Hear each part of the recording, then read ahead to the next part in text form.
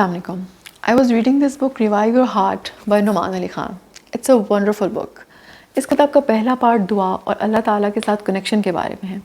इस किताब के राइटर कहते हैं कि अल्लाह से कनेक्शन के दो स्ट्रॉन्ग और बुनियादी ज़रिए शुक्रगुजारी और दुआ हैं। Let me read an excerpt for you.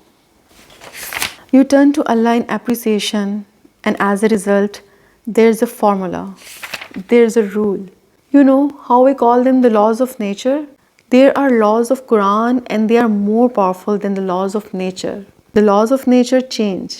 Fire is supposed to burn, but it will stop burning when Ibrahim alayhi salam is thrown inside. Water is supposed to retain its shape, but it will change when Musa alayhi salam strikes his staff. Allah makes the water not keep its shape. The laws of nature can bend when Allah wants them to, but the laws of Allah in His book, the laws of guidance, they don't bend. The laws of dua, they don't bend. And what is this law? That when you appreciate what Allah has given you, then Allah will take care of you.